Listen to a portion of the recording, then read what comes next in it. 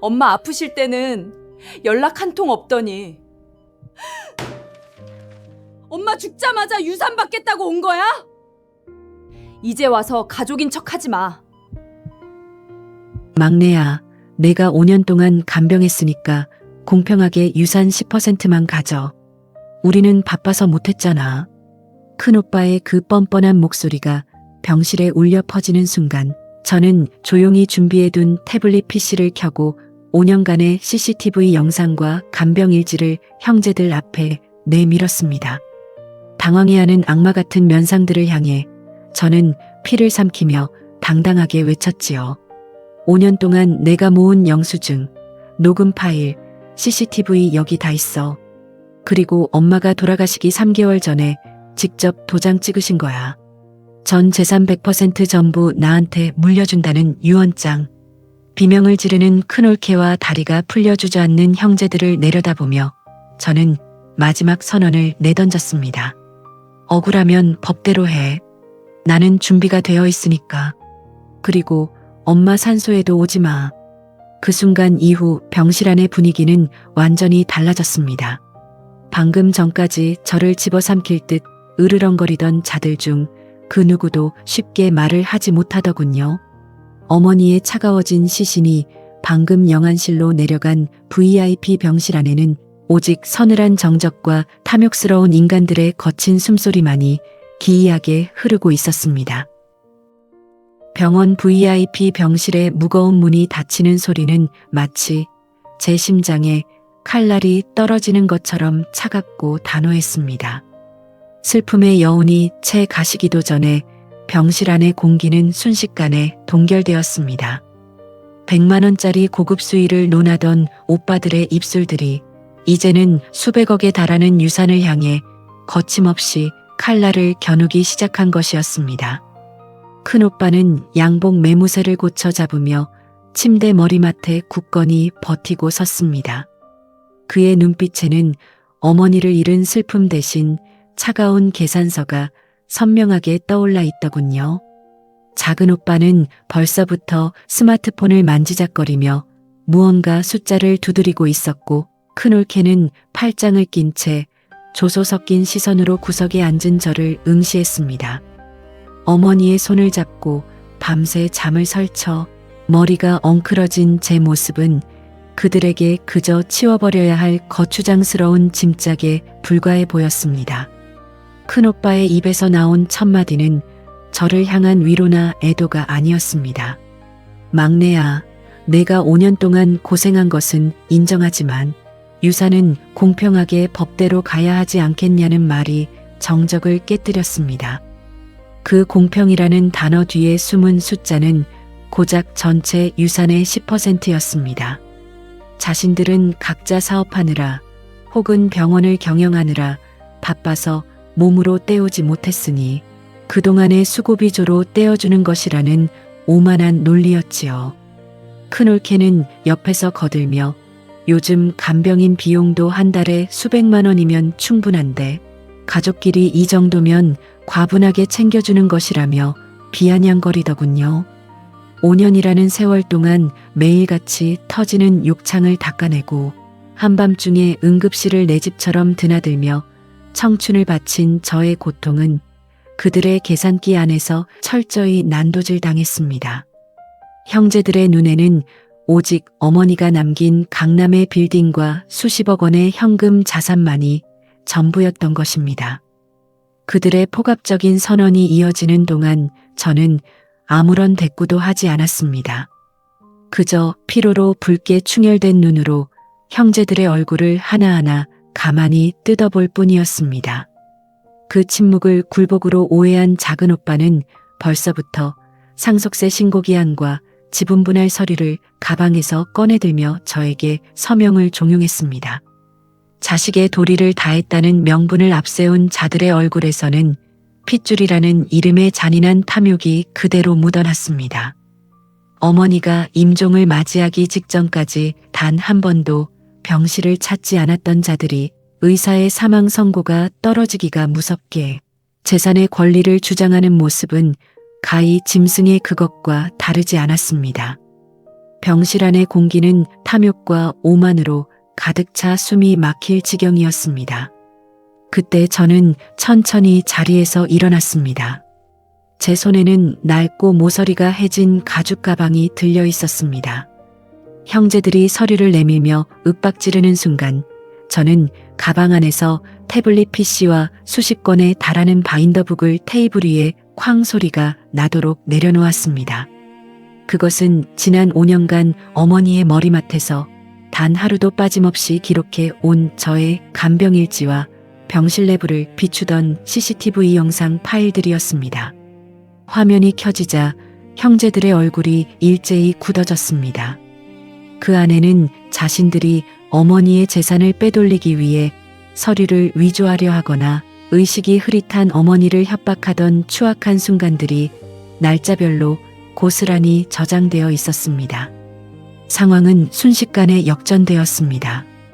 큰오빠의 이마에서 식은땀이 한 방울 흘러내렸고 작은 오빠는 다급하게 화면을 끄려고 손을 뻗었습니다. 하지만 저의 시선은 이미 그들의 손끝을 넘어 병실 문 쪽을 향하고 있었습니다. 굳게 닫혀있던 VIP 병실의 문이 다시 한번 소리 없이 열린 것은 바로 그 순간이었습니다. 문이 열리며 걸어 들어온 인물은 뜻밖에도 어머니의 전담 변호사였습니다. 검은색 정장을 단정하게 차려입은 변호사의 손에는 두꺼운 서류 봉투가 들려있더군요. 오빠들은 변호사의 등장에 당혹감을 감추지 못하며 장례식도 치르기 전에 왜 이곳에 나타났느냐고 거칠게 항의했습니다. 큰오빠는 변호사의 앞을 가로막으며 유산상속 문제는 가족들끼리 알아서 합의할 테니 당장 나가라고 소리를 질렀습니다. 하지만 변호사는 미동조차 하지 않은 채 고인의 유지를 받들기 위해 이 자리에 왔음을 담담하게 선언했습니다. 변호사가 테이블 위에 올려놓은 서류는 어머니가 직접 도장 찍으신 유언장이었습니다. 그것도 어머니가 돌아가시기 정확히 3개월 전 의사 2명이 어머니의 또렷한 정신을 직접 확인하고 서명까지 해준 아무도 뒤집을 수 없는 완벽한 서류였습니다. 형제들은 유언장이라는 단어가 나오자마자 사색이 되어 발악하기 시작했습니다. 작은 오빠는 어머니의 정신이 온전치 못한 상태에서 제가 강요하여 쓴 위조 서류라며 끝까지 싸우겠다고 으름장을 놓았습니다. 그러나 변호사는 공증 당시 촬영된 영상과 의사들의 확인서를 차례로 제시하며 모든 절차가 한치의 빈틈도 없이 완성되었음을 조용히 입증해 보였습니다. 서류의 첫 장이 넘어가고 변호사의 입에서 유언장의 내용이 낭독되기 시작하자 병실 안은 바늘 하나 떨어지는 소리도 들리지 않을 만큼 적막해졌습니다. 고인의 전 재산 100%를 막내딸에게 상속한다는 문구가 울려 퍼진 순간이었습니다. 큰올케는 비명을 지르며 말도 안 되는 소리라고 자리를 박차고 일어났고 큰오빠는 큰 충격을 받은 듯 병실 벽을 짚으며 비틀거렸습니다. 유언장에 명시된 이유는 단호하고 명확했습니다.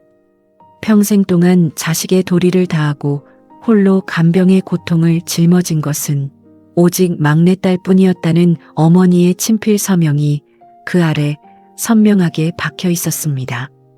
형제들은 자신들의 몫이 단 한 푼도 없다는 사실을 믿을 수 없다는 듯 유언장을 빼앗으려 들었습니다. 법대로 싸워서라도 재산을 찢어발기겠다며 본색을 드러내고 날뛰기 시작한 것입니다. 하지만 저는 더 이상 예전의 유약한 동생이 아니었습니다. 눈물을 흘리면서도 제 목소리는 판결문보다 더 당당하고 매서웠습니다. 5년 동안 형제들이 외면했던 대소변 기저귀를 갈고 밤새 피를 토하는 어머니의 곁을 지킨 대가가 바로 이것이라며 형제들을 정면으로 매섭게 쏘아보았습니다.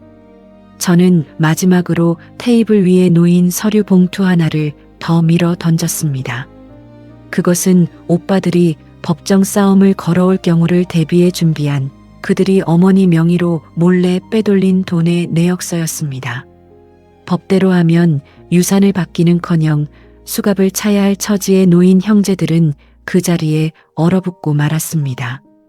이제 오빠들은 이 방에서 나가라는 저의 서슬 퍼런 선언과 함께 복도에서 대기하고 있던 병원 보안팀이 문을 열고 들어오기 시작했습니다. 탐욕에 눈이 멀어 어머니를 배신했던 악인들의 비참한 몰락이 바로 이 병실에서 시작되고 있었습니다. 유언장이라는 서류의 무게가 병실 안을 짓누르자 작은 오빠는 마치 미친 사람처럼 변호사의 멱살을 잡으려 달려들더군요. 그런데 바로 그 순간 큰 오빠가 싸늘하게 작은 오빠를 제지하며 낮고 날카로운 목소리로 말했습니다. 야, 흥분하지 마.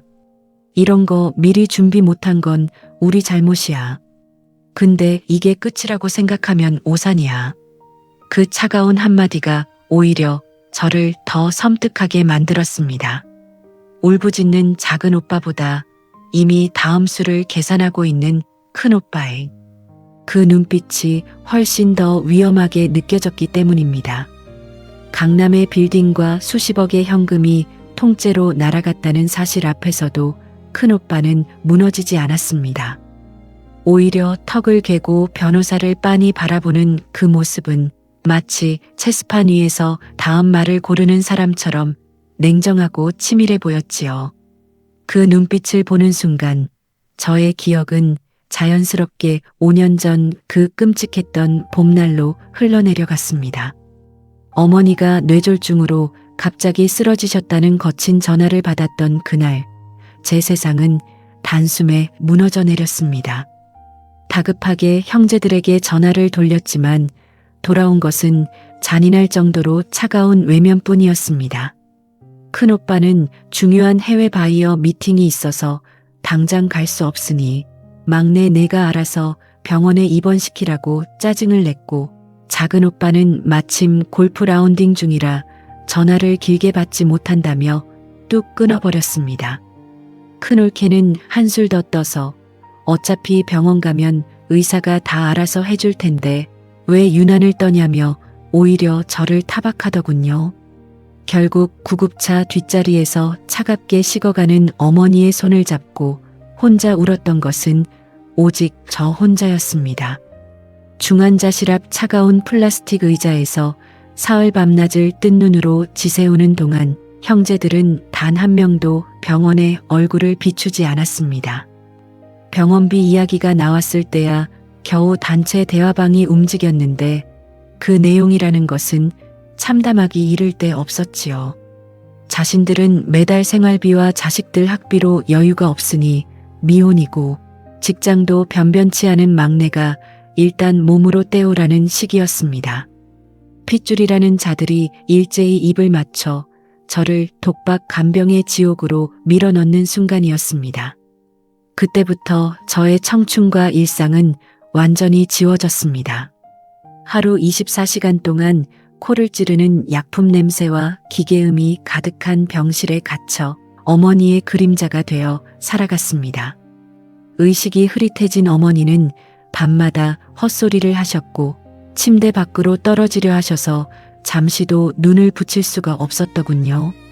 몇 달이 지나고 1년이 지나도 형제들의 발길은 여전히 끊겨 있었습니다. 간혹 명절이나 생신 때 마지못해 찾아와서는 병실에 들어서자마자 코를 찌르는 냄새에 미간을 찌푸리며 옷자락을 털어내던 큰올케의 모습이 지금도 눈에 선합니다. 그들은 저를 마치 돈 안 주는 고급 간병인 정도로 취급했습니다. 그것도 아무 말도 못하는 간병인으로요. 고생한다는 따뜻한 말 한마디는커녕 왜 어머니 피부에 욕창이 생겼냐며 의사 앞에만 서면 효자인 척 저를 몰아세우고 윽박질렀습니다. 그렇게 5년이라는 세월 동안 제 무릎과 허리는 망가졌고 거울 속에는 폭삭 늙어버린 노파 한 명이 서 있더군요. 하지만 오빠들은 저의 그 처절한 희생을 당연한 권리인 양 여기며 뒷전에서 오직 어머니의 재산만을 호시탐탐 노리고 있었습니다. 다시 병실로 돌아와 여전히 냉정하게 앉아있는 큰오빠의 얼굴을 보았습니다. 그는 이제 소리를 지르지도 않았습니다. 그저 팔짱을 낀 채 변호사를 향해 낮게 입을 열었습니다. 변호사님, 저도 법을 모르지 않습니다. 이 유언장 가지고 재판에서 한번 붙어봅시다. 돈은 얼마든지 있으니까요. 그 침착한 협박이 병실 공기를 다시 한번 얼려버렸습니다. 아직 끝나지 않았다는 것을 직감한 순간 저는 무릎 뒤가 살짝 떨려왔습니다. 작은 오빠는 변호사의 손목을 움켜쥔 채 이건 명백한 사기라며 소리소리 질렀습니다. 어머니가 온전한 정신일 리가 없다며 저를 향해 당장 서류를 바른 대로 토해내라고 으름장을 놓더군요. 하지만 이미 완벽하게 준비된 유언장의 힘은 그리 만만한 것이 아니었습니다. 변호사는 작은 오빠의 손을 가볍게 뿌리치며 서류 가방에서 또 다른 문서를 꺼내 들었습니다. 그것은 유언서 작성 당일 대학병원 전문의 2명이 직접 서명 날인한 확인서와 그날 공증실 내부를 찍은 전체 영상 기록이었습니다. 화면에 나타난 어머니의 모습은 비록 육체는 쇠약해졌을지언정 눈빛만큼은 그 어느 때보다 또렷하고 매서웠습니다. 화면 속 어머니는 변호사의 질문에 한자 한자 명확하게 답변하고 계시더군요. 자식들이라는 자들이 내가 살아있을 때도 재산을 빼돌리려 혈안이 되어 있으니 내 전 재산은 오직 나를 위해 이 지옥을 버텨준 막내딸에게만 물려주겠다는 어머니의 음성이 병실 안에 낮게 울려 퍼졌습니다. 작은 오빠가 악을 쓰며 발버둥치는 사이 큰 오빠는 여전히 말이 없었습니다. 그는 화면을 보면서도 표정 하나 흔들리지 않았고 그 침묵이 오히려 저를 더 옥죄어 왔습니다. 그 명백한 증거 앞에서도 큰 오빠는 얼굴을 붉히는 대신 오히려 자리에서 천천히 일어났습니다. 그리고 변호사를 향해 조용하고 단호하게 말했습니다. 좋습니다. 그 영상 다 인정합니다. 근데 어머니가 저걸 녹화하는 동안 옆에 있던 사람이 누굽니까? 막내 본인 아닙니까? 판사가 그걸 어떻게 볼지는 두고 봐야 알겠죠. 저는 변호사를 선임해서 끝까지 싸울 겁니다. 그 말 한마디가 병실 안의 공기를 완전히 바꿔놓았습니다. 작은 오빠의 날뛰는 모습보다 큰 오빠의 그 차가운 한마디가 훨씬 더 날카롭게 제 심장을 찔렀습니다. 저는 무릎이 떨리는 것을 들키지 않으려 테이블 모서리를 꽉 움켜쥐었습니다. 큰 오빠의 그 침착한 협박이 병실 안을 지배하는 동안 작은 오빠는 언제 그랬냐는 듯 울음을 멈추고 형의 옆에 나란히 섰습니다. 두 사람이 나란히 서자 그들이 처음 병실에 들어올 때부터 이 모든 것이 짜여진 각본이었다는 느낌이 뒤늦게 밀려왔습니다. 큰 오빠가 흥분해서 날뛰는 동안 작은 오빠가 달래는 척 대화를 유도하고 그 반대로 작은 오빠가 발악하는 사이 큰 오빠가 차갑게 약점을 찌르는 방식이었지요. 5년 동안 저를 상대하면서 형제들은 제가 감정에 약하다는 것을 누구보다 잘 알고 있었습니다. 어머니가 울면 같이 울고 형제들이 몰아붙이면 벽구석에서 혼자 사귀던 저의 패턴을 그들은 자기 편의에 맞게 오랫동안 이용해왔던 것입니다. 큰 오빠는 이제 협박 대신 다른 패를 꺼내 들었습니다. 목소리를 낮추고 부드럽게 마치 지난 일들을 반성하는 사람처럼 저에게 다가왔습니다. 막내야, 나도 그때 많이 잘못했어. 아버지 돌아가시고 나서부터 형제들 사이가 다 틀어진 거잖아. 나도 그게 후회돼. 근데 어머니도 우리가 다 함께 있는 걸 바라시지 않았겠어? 그 달콤하게 번들거리는 목소리에 저는 순간 숨이 막혔습니다. 5년 만에 처음 듣는 사과 비슷한 말이었으니까요. 제 눈시울이 뜨거워지려는 것을 느끼는 그 찰나 큰 올케가 옆에서 조용히 속삭였습니다. 도련님도 사업이 많이 어려워요. 이번에 서로 조금씩만 양보하면 우리 다 잘 살 수 있잖아요. 그 부드러운 속삭임 속에 감춰진 칼날을 저는 단박에 알아챘습니다. 이것은 사과가 아니라 감정을 이용한 마지막 협상이었습니다. 저는 뜨거워지려던 눈물을 차갑게 눌러 삼켰습니다. 지난 5년 동안 저를 단련시킨 것은 병실의 혹독함만이 아니었습니다. 형제들의 그 교묘한 감정 조종도 저를 단단하게 만든 스승이었습니다. 저는 천천히 고개를 들어 큰오빠의 눈을 정면으로 바라보며 낮게 말했습니다. 오빠, 그 말 5년 전에 했어야지. 지금은 너무 늦었어. 그 한마디에 큰오빠의 얼굴에서 부드러움이 순식간에 사라졌습니다. 그 뒤에 남은 것은 냉랭하고 날카로운 원래의 눈빛이었지요. 가면이 벗겨지는 데는 단 1초도 걸리지 않았습니다. 돈 앞에서는 눈빛부터 달라지는 형제들의 모습을 보며 저는 조용히 주머니 속에 있던 리모컨을 꺼내 들었습니다. 큰오빠가 제 멱살이라도 잡을 듯이 험악하게 다가오는 순간 저는 망설임 없이 재생 버튼을 눌렀습니다. 병실 안의 차가운 벽을 타고 흘러나온 것은 다름 아닌 오빠들이 어머니가 살아계실 때 이 병실에서 나눴던 생생한 목소리였습니다. 그 소리가 울려 퍼지자마자 방금 전까지 침착하게 저를 압박하던 형제들의 움직임이 처음으로 그대로 굳어버리더군요. 스피커를 통해 흘러나오는 목소리는 너무나도 선명하고 잔인했습니다. 작년 가을 어머니의 의식이 깜빡깜빡할 무렵에 찾아왔던 오빠들이 저 몰래 병실 구석에서 나누었던 대화였습니다. 할망구 숨이 붙어 있을 때 강남 빌딩 명의부터 돌려놓아야 한다. 막내 전혀는 눈치채기 전에 대충 푼돈이나 쥐어주고 내쫓으면 된다는 추악한 모의가 병실 안에 그대로 울려 퍼졌습니다. 심지어 큰올케는 늙은이가 오래 버티니까 병원비만 축난다며 한숨을 쉬는 소리까지 고스란히 담겨 있더군요. 그 잔인한 대화가 끝나자 병실 안은 무덤 속처럼 고요해졌습니다. 작은 오빠는 얼굴이 하얗게 질려 아무 말도 하지 못했습니다. 하지만 큰 오빠는 달랐습니다. 그는 잠시 굳어 있다가 이내 싸늘하게 입꼬리를 올리더니 그래서 이거 몰래 녹음한 거잖아. 증거로 쓸 수 없어. 라고 말했습니다. 그 뻔뻔함이 저를 더 단단하게 만들었습니다. 저는 그 모습을 보며 소리 없이 피식 웃었습니다. 이 녹음기는 제가 설치한 것이 아니라 자식들이 올 때마다 무슨 말을 하는지 똑똑히 들어두라며 어머니가 직접 제 손에 쥐어주신 것이었기 때문입니다.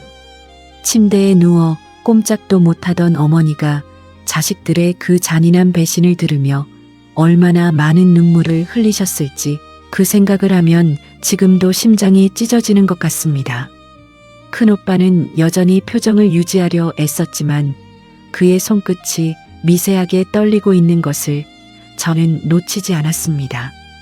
형제들은 당장 그 녹음기를 내놓으라며 저에게 달려들 기세를 보였습니다.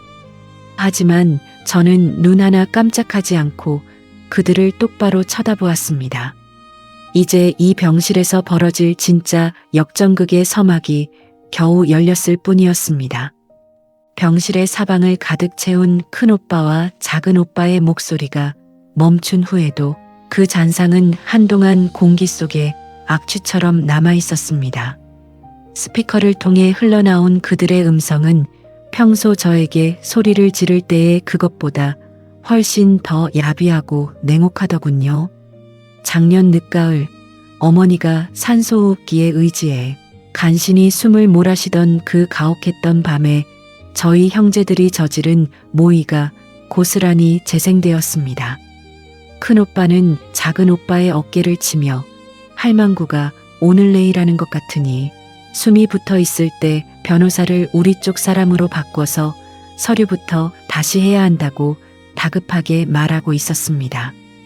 인공호흡기 기계음 사이로 섞여 들어간 그 목소리는 자식의 것이 아니라 부패한 고기를 노리는 하이에나의 울음소리와 다름없었지요. 뒤이어 작은 오빠가 맞장구를 치며 강남 빌딩만 우리 명의로 넘어오면 저 미련한 막내년에게는 선심 쓰듯 몇 천만 원 쥐어주고 아무 소리 못하게 각서 한 장 받으면 끝이라는 계산을 깔깔거리며 내뱉더군요. 그 잔인한 대화가 이어지는 동안 큰올케가 혀를 차며 내뱉은 한마디는 제 심장에 아주 대못을 박아버렸습니다. 노인네가 즐기기도 즐기다며 병원비로 나가는 돈이 매달 얼만데 저러고 버티고 서서 자식들 앞길을 막느냐는 그 표독스러운 음성이 병실 바닥을 굴러다녔습니다. 그 순간 저는 침대에 누워 계시던 어머니의 얼굴을 똑똑히 기억합니다. 당시 어머니는 의식이 아예 없는 상태가 아니었습니다. 눈도 제대로 뜨지 못하고 손가락 하나 움직이지 못하셨지만 자식이라는 자들이 제 머리맡에 모여 앉아 자신을 할망구, 노인네라 부르며 재산 짜내기 모의를 하는 그 추악한 소리를 다 듣고 계셨던 것입니다. 어머니의 감긴 눈꺼풀 사이로 소리 없이 흘러내리던 굵은 눈물이 침구를 적시던 그날 밤, 저는 형제들에 대한 마지막 핏줄의 끈을 제 손으로 완전히 잘라내버렸습니다. 녹음기가 돌아가는 내내 큰오빠는 이번엔 다른 전략을 썼습니다. 화를 내는 대신 오히려 팔짱을 끼고 조용히 앉아 저를 빤히 바라보았습니다. 그 눈빛 속에는 분명 계산이 들어 있었습니다. 막내야, 너 그 녹음 파일 법원에 가져가 봐. 우리 변호사한테 이미 물어봤어. 병실 내부 몰래 녹음은 증거 능력이 제한돼. 라며 오히려 여유 있는 표정을 지어 보였습니다. 작은 오빠는 형의 말에 힘을 얻었는지 다시 고개를 들며 그래, 법대로 하자고. 우리가 질 것 같아? 라며 제 눈을 쏘아보았습니다. 제가 꺼낸 패를 정면으로 부숴버리려는 그들의 연합이 눈앞에서 펼쳐지고 있었습니다. 잠시 제 손이 떨렸습니다. 그 떨림을 잘 알고 있는 형제들이 입꼬리를 올렸습니다. 그리고 바로 그 순간 저는 협탁 위에 가죽 서류철을 집어들었습니다. 저는 서류철에서 한 장의 문서를 꺼내 형제들의 코앞에 거칠게 들이밀었습니다. 그들의 탐욕스러운 눈동자가 서류의 제목을 읽어내려가는 순간 병실 안에는 방금 전 울려 퍼진 녹음 소리보다 더 차가운 침묵이 무겁게 가라앉기 시작하더군요. 큰오빠의 여유로운 표정이 그제야 처음으로 무너지기 시작했습니다. 제가 그들의 눈앞에 들이민 서류는 어머니가 자식들의 행태를 낱낱이 기록하여 남기신 확인서였습니다. 그 서류의 맨 아랫부분에는 어머니가 마비된 오른손 대신 왼손으로 직접 찍으신 붉은 인장과 함께 의사가 보증한 서명이 선명하게 박혀 있었습니다. 어머니는 자식들이 자신을 돈줄로만 여기며 죽기만을 바라고 있다는 사실을 직시하신 후 제 손을 잡고 이 문서를 완성하셨던 것입니다. 형제들이 지난 수년 동안 병원에 단 한 번도 찾아오지 않았던 날짜들과 제가 혼자 병원비를 감당하기 위해 이리저리 뛰어다녔던 모든 명세서가 그 뒤를 촘촘하게 받치고 있었습니다. 큰오빠는 서류를 빼앗아 찢어버리려 손을 뻗었지만 변호사가 단호하게 그 손을 가로막으며 이것은 이미 공증사무소에 원본이 보관되어 있으니 찢어도 아무 소용이 없다고 얼음장처럼 차가운 목소리로 경고하더군요. 그 순간에도 큰오빠는 쉽게 무너지지 않았습니다. 그는 이를 악물며 마지막 패를 꺼내 들었습니다. 막내야, 나 변호사비 걱정은 없어. 이 병원 주변에 기자들 알고 있는 거 알지? 막내가 의식 없는 노인 협박해서 유언장 받아냈다는 기사 나가면 강남에서 빌딩 운영이나 할 수 있을 것 같아? 그 말은 진짜 위협이었습니다. 돈이 아니라 제 평판을, 제가 앞으로 살아갈 세상을 볼모로 잡겠다는 것이었습니다. 큰올케도 옆에서 거들며 맞아요, 아가씨. 우리가 마음만 먹으면 이 이야기 퍼뜨리는 건 일도 아니에요. 여기서 조용히 합의하는 게 아가씨한테도 이득이에요. 라고 달콤하게 속삭였습니다. 제 등줄기에 식은땀이 흘렀습니다. 저는 눈을 감았다가 뜨면서 조용히 입을 열었습니다. 오빠, 나도 할 말 있어. 저는 서류철 안에서 마지막 문서 묶음을 꺼내 형제들 앞에 펼쳤습니다. 그것은 형제들이 어머니 계좌에서 야금야금 빼돌린 돈의 내역서였습니다.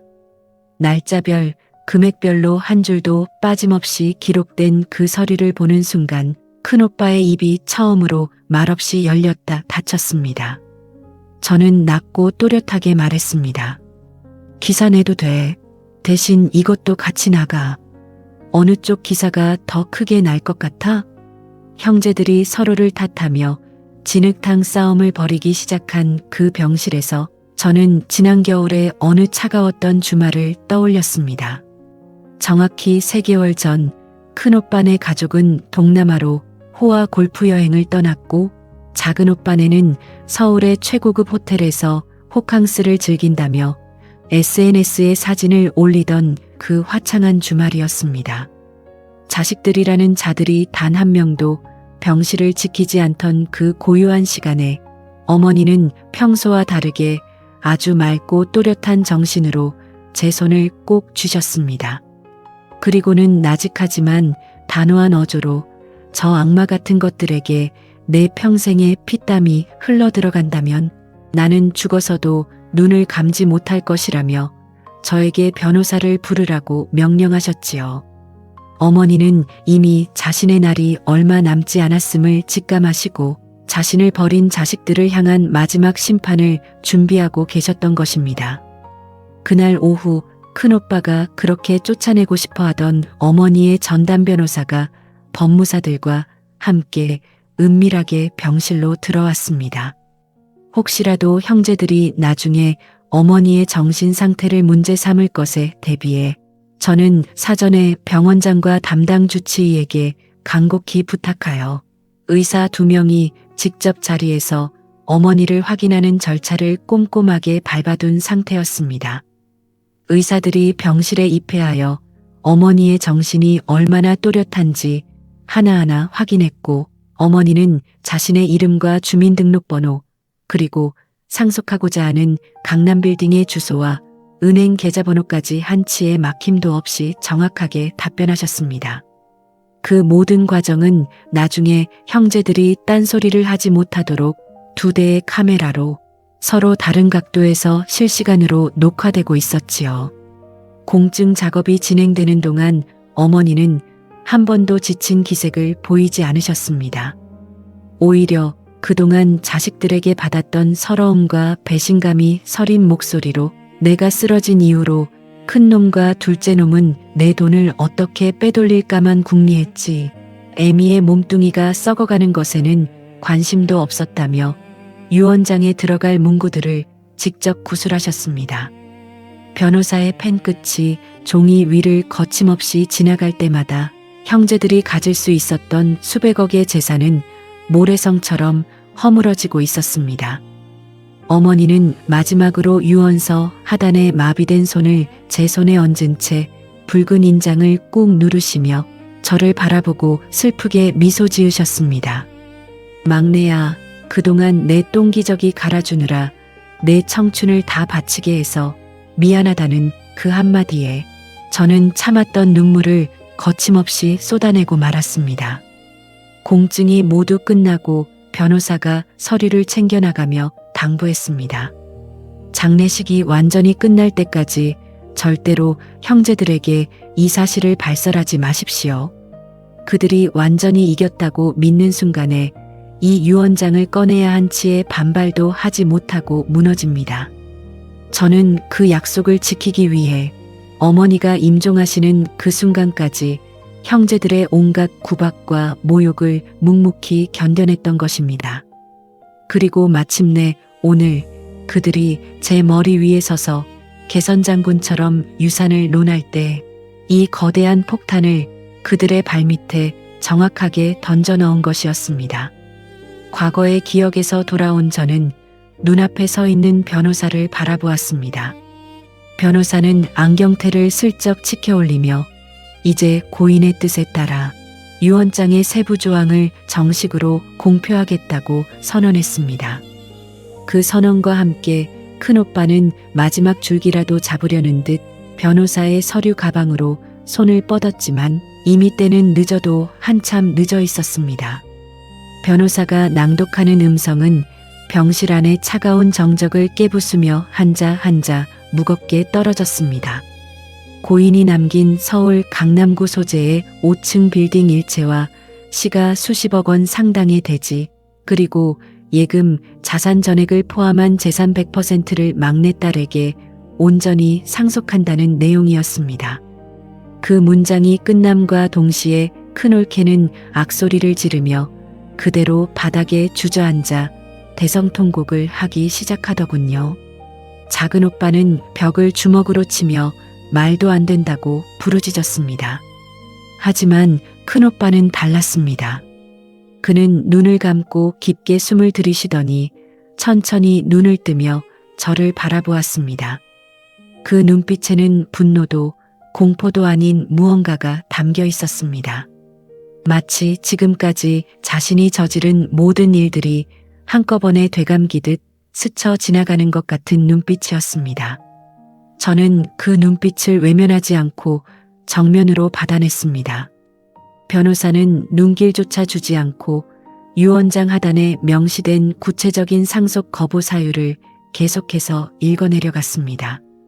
장남과 차남은 고인이 투병하는 5년 동안 단 한 번도 부양의 의무를 다하지 않았으며 오히려 고인이 제대로 판단할 수 없는 틈을 타 재산을 빼앗으려는 시도를 멈추지 않았다는 문구였습니다. 이 모든 사실이 의사의 확인서와 녹취, 영수증들로 뒷받침되어 있기에 그 어떤 법정에 가더라도 이 유언을 뒤집기는 하늘의 별 따기라는 변호사의 덧말이 이어졌지요. 작은 오빠는 그제야 사태의 심각성을 깨달았는지 얼굴이 흑빛이 되어 저를 바라보았습니다. 형제들은 자신들이 그렇게 호언장담하던 것들이 이미 완벽하게 막혔다는 것을 깨닫고는 서로를 탓하며 추악한 말다툼을 벌이기 시작했습니다. 작은 오빠는 큰 오빠를 향해 형이 처음에 그냥 합의하자고 할 때 왜 거절했냐며 소리를 질렀고 큰 오빠는 그 말에 처음으로 이성을 잃으며 책상을 내리쳤습니다. 어머니의 시신이 아래층 영안실에 안치되어 있는 그 장소에서 자식이라는 자들이 오직 돈 때문에 서로의 멱살을 잡으려 드는 모습을 보며 저는 인간이라는 존재의 바닥을 보았습니다. 저는 한 걸음 앞으로 나아가 그들의 추악한 대화 소리를 단숨에 끊어버렸습니다. 이제 너희들이 아무리 소리를 지르고 서로를 탓해도 바뀔 것은 아무것도 없다고 차가운 목소리로 병실을 울렸습니다. 5년 동안 제가 흘린 눈물과 땀방울이 그리고 어머니가 느꼈던 그 깊은 배신감이 오늘 이 수백 장의 서류가 되어 오빠들의 숨통을 끊어놓은 것이라며 그들을 매섭게 쏘아보았지요. 보안팀이 병실 안으로 들이닥치자 그제야 형제들의 말다툼이 얼어붙었습니다. 수백억에 달하는 강남 빌딩과 자산이 고스란히 제 명의로 넘어갔다는 현실이 마침내 그들의 머릿속을 강타한 모양이더군요. 작은 오빠는 넋이 나간 눈으로 허공을 바라보다가 갑자기 무릎을 꿇고 제 앞으로 엉금엉금 기어오기 시작했습니다. 막내야, 내가 정말 죽을 죄를 지었다며 우리 애들 대학 등록금이랑 이번에 들어갈 전세자금만이라도 조금 떼어주면 안 되겠냐고 구걸을 하더군요. 방금 전까지 저를 향해 유산의 10%만 먹고 떨어지라며 윽박지르던 그 당당함은 눈 씻고 찾아볼 수 없었습니다. 그 추악한 구걸을 보며 저는 3년 전 어느 무더웠던 여름날이 떠올랐습니다. 당시 어머니의 합병증 증세가 심해져 급하게 특수 치료비 수천만 원이 필요했던 적이 있었습니다. 저는 자존심을 모두 버리고 작은 오빠의 회사 사무실로 찾아가 무릎을 꿇다시피 하며 돈을 빌려달라고 애원했었지요. 그때 작은 오빠는 저를 벌레 보듯 바라보며 내가 능력이 없어서 엄마 간병을 도맡았으면 어떻게든 내 선에서 해결해야지. 왜 잘 살고 있는 형제들 발목을 잡느냐며 제 가방을 비서들을 시켜 밖으로 던져버렸던 자였습니다. 냉정하게 등을 돌리던 그 인간이 이제는 제 발밑에 엎드려 자식들의 미래를 운운하며 돈을 구걸하고 있는 이 상황이 참으로 기가 막힌 인과응보였습니다. 큰오빠는 주저앉은 동생을 내려다보며 한참 침묵했습니다. 그리고는 이번에는 소리도 협박도 사과도 아닌 방식으로 저에게 다가왔습니다. 그는 천천히 제 앞으로 걸어와 아주 낮은 목소리로 말했습니다. 막내야, 나 지금 회사 부도 직전이야. 너도 알잖아. 집도 곧 넘어가. 나 진짜 길바닥에 나앉게 생겼어. 우리 애들은 무슨 죄야? 그 목소리 속에는 평생 처음 듣는 어떤 감정이 담겨 있었습니다. 비굴함인지 아니면 진짜 절망인지 저도 한순간 알 수 없었습니다. 제 가슴 한켠이 찌릿하게 움직이려 했습니다. 그리고 바로 그때 저는 눈을 감고 5년 전 구급차 안을 떠올렸습니다. 차갑게 식어가던 어머니의 손이 생생하게 기억났습니다.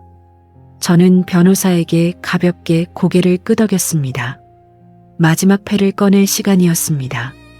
변호사가 서류 가방에서 한 묶음의 서류를 새로 꺼내 드는 순간 큰오빠의 눈빛이 처음으로 크게 흔들렸습니다. 변호사가 꺼내든 서류는 형제들이 어머니 몰래 빼돌린 돈의 내역서였습니다. 큰오빠와 작은오빠가 지난 수년 동안 어머니의 의식이 희미해진 틈을 타서 어머니 계좌에서 야금야금 빼돌리거나 명의를 도용해 불법 대출을 시도했던 정황들이 날짜와 금액별로 낱낱이 기록되어 있었습니다. 변호사는 서류를 소리나게 넘기며 말했습니다. 이제라도 소송을 제기하신다면 저희 역시 이 자금 유출 문제를 경찰에 즉시 고발할 것입니다. 그 냉정한 한마디가 병실을 얼려버렸습니다. 큰오빠는 입술을 바르르 떨며 서류를 바라보았습니다. 처음으로 그의 얼굴에서 냉정함이 완전히 무너졌습니다. 큰올케는 완전히 사색이 되어 큰오빠의 팔을 붙잡고 어쩌면 좋냐며 비명을 질렀습니다. 자신들이 뒤에서 몰래 저지른 추악한 짓들이 전부 기록되어 있을 줄은 꿈에도 몰랐던 모양이더군요. 법대로 하자며 저를 협박하던 자들이 이제는 그 법이라는 존재 앞에 무릎을 꿇고 벌벌 떨고 있는 꼴이 참으로 통쾌했습니다. 저는 바닥에 엎드린 작은 오빠와 벽을 짚고 서 있는 큰 오빠를 내려다보며 차갑게 미소를 지었습니다. 5년 동안 병실 구석에서 똥기저귀를 갈며 눈물 젖은 밥을 먹을 때 저는 매일 밤 결심했었습니다. 어머니를 버리고 오직 돈만을 쫓는 이 인간들에게 반드시 세상에서 가장 비참한 패배를 선물하겠다고 말입니다. 그리고 오늘 그 결심을 완벽하게 이루어냈습니다. 형제들의 얼굴에 서린 그 절망과 공포의 빛깔이야말로 지난 5년간 제가 바친 청춘과 눈물에 대한 가장 정당한 보상이었습니다. 저는 보안팀에게 눈짓을 보내며 이제 이 추악한 인간들을 제 눈앞에서 당장 치워버리라고 명령했습니다. 큰오빠는 마지막까지 저를 째려보았지만 다리가 풀려 보안팀의 손에 이끌려 나가는 모습은 비참하기 짝이 없었습니다. 큰올케는 바닥을 긁으며 통곡을 했고 작은 오빠는 가방을 챙길 정신도 없이 복도로 밀려나갔지요. 문이 닫히기 직전 그들의 비명이 병실 밖으로 멀어지는 것을 들으며 저는 깊은 숨을 내쉬었습니다. 보안팀에 붙잡혀 병실 문 밖으로 밀려나가는 와중에도 큰오빠는 뒤를 돌아보며 저를 향해 마지막 저주를 퍼부었습니다. 내가 온전하게 그 돈을 쓰고 살 수 있을 것 같냐며 친척들과 세상 사람들에게 내가 부모 재산을 독식한 불효녀라고 알리겠다고 악을 쓰더군요. 평생 저를 짓밟았던 자들이 이제는 그 핏줄이라는 관계를 마지막 무기 삼아 제 명예를 더럽히겠다고 발악하는 꼴이었습니다. 큰올케 역시 복도에서 지나가는 간호사들을 향해 저 막내딸이 노인네를 협박해서 유언장을 위조했다며 소란을 피우기 시작하더군요. 돈을 잃은 자들의 마지막 발악은 가히 인간의 추악함을 어디까지 보여줄 수 있는지 시험하는 것 같았습니다. 하지만 저는 그 소란 속에서도 눈 하나 깜짝하지 않았습니다.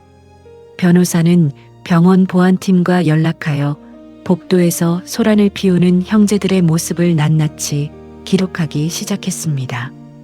병원처럼 많은 사람들이 지켜보는 장소에서 거짓말을 외치며 고성방가하는 행위는 그 자체로 명예훼손에 해당하기에 이 역시 그들의 목을 죄는 추가 증거가 될 뿐이었습니다.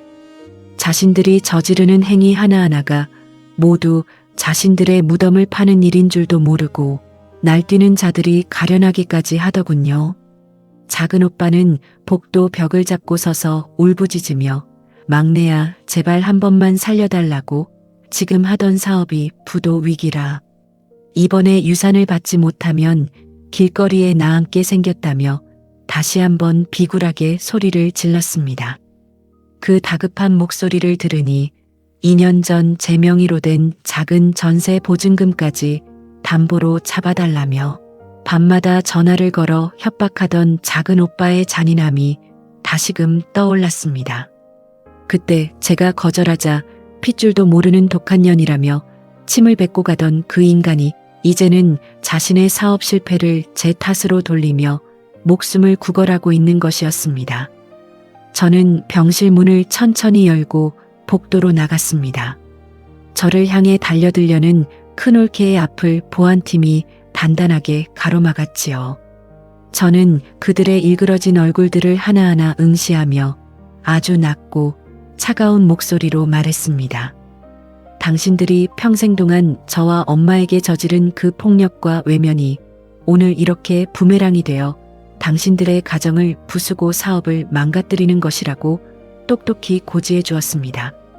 그 한마디에 복도는 순간 찬물을 끼얹은 듯 고요해졌고 오빠들의 눈동자에는 지울 수 없는 절망이 선명하게 새겨지기 시작하더군요. 복도에 모여든 병원 직원들과 환자들의 시선이 일제히 형제들에게 쏠리자 평소 품격 있는 척하던 큰오빠의 얼굴은 수치심으로 붉게 물들었습니다. 큰올케는 분을 참지 못하고 발을 동동 구르며 제 얼굴에 침이라도 뱉을 기세였지만 보안팀의 어깨에 막혀 한 걸음도 다가오지 못하더군요. 그 단호한 경고 앞에 큰오빠는 결국 고개를 숙이고 말았습니다. 더 이상 소란을 피워봤자 자신들에게 유리할 것이 하나도 없다는 사실을 뒤늦게 깨달은 모양이었습니다. 작은 오빠는 힘없이 다리를 끌며 나갔고 큰 오빠는 끝까지 저를 노려보며 걸어 나갔지만 그의 뒷모습은 이미 폐잔병의 그것과 다름없었지요. 병원 VIP층 전체에 울려 퍼지던 오빠들의 비명과 소란이 엘리베이터 문이 닫힘과 동시에 거짓말처럼 뚝 끊겼습니다. 병실로 돌아와 문을 닫고 침대맡으로 걸어가자 비로소 가슴속을 짓누르던 거대한 바위가 내려앉은 듯 깊은 한숨이 터져 나왔습니다. 5년이라는 긴 시간 동안 이 좁은 방에서 참아왔던 눈물이 그제야 뺨을 타고 흘러내리더군요. 하지만 그것은 억울하고 슬픈 눈물이 아니었습니다. 오빠들을 완벽하게 심판하고 어머니의 유지를 지켜냈다는 승리의 눈물이자 제 청춘을 짓밟았던 형제들의 사슬에서 마침내 벗어났다는 해방의 눈물이었습니다. 침대 위에 놓인 어머니의 베개를 꼭 끌어안으며 저는 마음속으로 나직하게 외쳤습니다. 엄마, 드디어 약속을 지켰다고 말입니다. 그들이 완전히 떠나간 병실 안에서 저는 변호사와 함께 남아있는 서류들을 정리하기 시작했습니다. 변호사는 제 어깨를 가볍게 두드리며 고생 많으셨다고 이제 모든 절차는 완벽하게 끝났으니 형제들이 아무리 싸움을 걸어와도 흔들릴 이유가 없다고 저를 안심시켜 주었습니다. 5년의 간병이 고스란히 증거가 된 이 서류들 앞에서 형제들이 다시 손을 뻗어올 구멍은 사실상 없었지요. 수백억의 자산이 제 손에 들어왔다는 사실보다 어머니를 배신했던 악인들에게 완벽한 인과응보의 결말을 안겨주었다는 사실이 제 가슴을 더 벅차게 만들었습니다.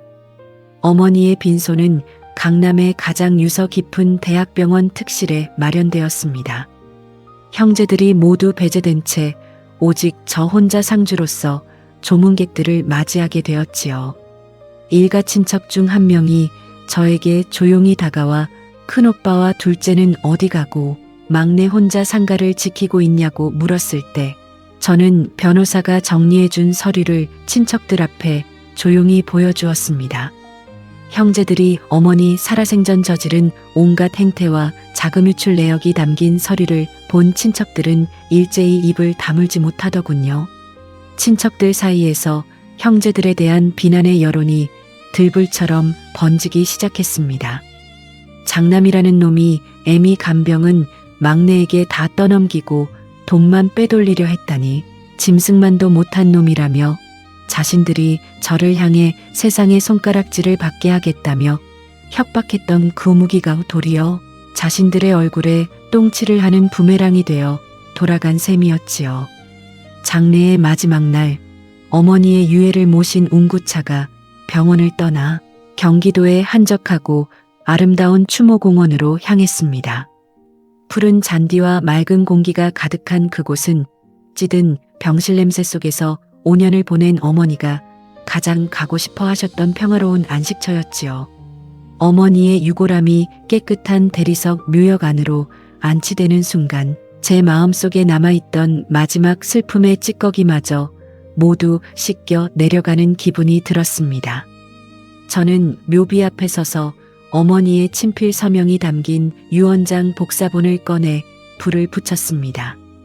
타오르는 불꽃 속에서 형제들의 탐욕과 배신, 그리고 제가 겪었던 5년의 지옥 같은 세월이 한 줌의 재가 되어 바람에 날려가더군요.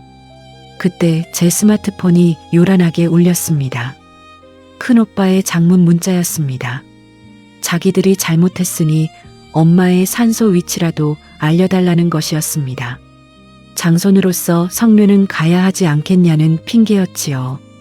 재산을 한 푼도 받지 못하게 되자 이제는 조상묘를 핑계 삼아 저와 다시 연결고리를 만들려는 속셈이 빤히 보였습니다.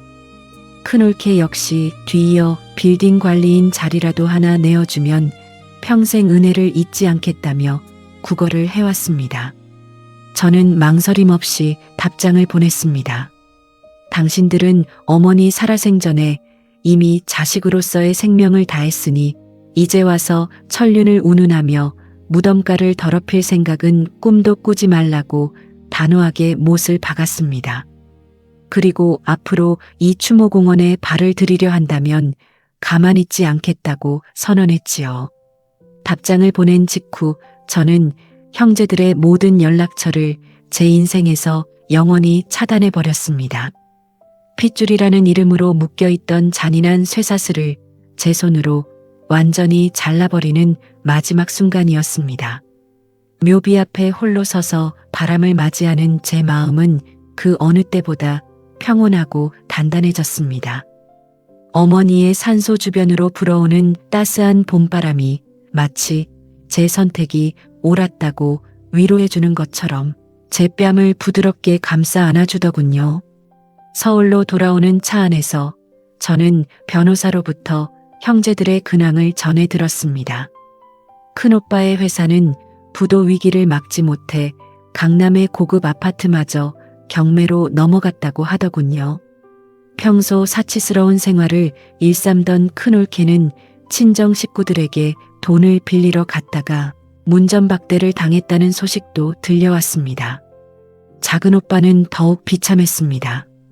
어머니 계좌에서 몰래 빼돌린 돈으로 무리하게 투자했던 것들이 폭망하면서 자금 유출 혐의로 경찰에 내사를 받기 시작했다는 연락이 왔습니다. 조만간 그 내역서가 수사관의 책상 위에 올라가게 되면 작은 오빠는 수갑을 차야 할 처지였지요. 큰 오빠의 회사는 결국 부도 처리가 되었고 강남의 고급 아파트는 경매로 넘어가 온 가족이 변두리의 작은 월세방으로 쫓겨났다는 소식이 들려왔습니다. 거만하기 짝이 없던 큰올케는 동네 재래시장 구석에서 남의 집 일을 도와주며 입에 풀칠을 하고 있다더군요. 자식의 간병 고통을 돈 안 주는 간병인 취급하며 비웃던 자들이 이제는 자신들이 돈 몇 푼을 벌기 위해 길바닥에서 땀을 흘리는 비참한 처지가 된 것이 참으로 기가 막힌 하늘의 심판이었습니다. 작은 오빠는 결국 법의 심판을 피하지 못했습니다. 자금 유출 혐의가 입증되면서 재판에 넘겨져 법정에 서고야 말았다는 소식을 변호사를 통해 전해 들었습니다. 면회를 간 일가 친척들의 말에 따르면 작은 오빠는 하루 종일 막내딸인 제 이름을 부르며 한 번만 합의해 달라고 눈물을 흘리며 울부짖고 있다더군요. 하지만 저는 단 한 번도 그 면회실을 찾지 않았습니다. 죄를 지었으면 그에 합당한 벌을 받는 것이 당연한 순리이기 때문입니다. 자신들의 탐욕이 불러온 이 처참한 결과야말로 부모의 사랑을 돈으로 계산하려 했던 자들에게 내리는 가장 완벽한 역전극의 결말이었습니다. 어느덧 선선한 가을바람이 부는 주말, 저는 홀로 어머니의 묘역이 있는 추모공원을 다시 찾았습니다. 제 손에는 소박하지만 정성스럽게 준비한 수국한 다발과 이번에 우리 재단을 통해 구원을 받은 어르신들의 감사 편지들이 들려 있었지요. 묘비 앞에 서서 잡초를 솎아내고 따뜻한 물로 대리석을 닦아내는 동안 제 마음속에는 그 어떤 분노나 슬픔도 남아있지 않았습니다. 오직 어머니가 저에게 남겨주신 이 거대한 삶의 가치와 그것을 바르게 쓸 수 있는 힘을 주신 것에 대한 깊은 감사만이 잔잔하게 흐르고 있더군요. 저는 묘비의 뺨을 살짝 대며 엄마 나 정말 잘 살고 있어 라고 나직하게 속삭였습니다.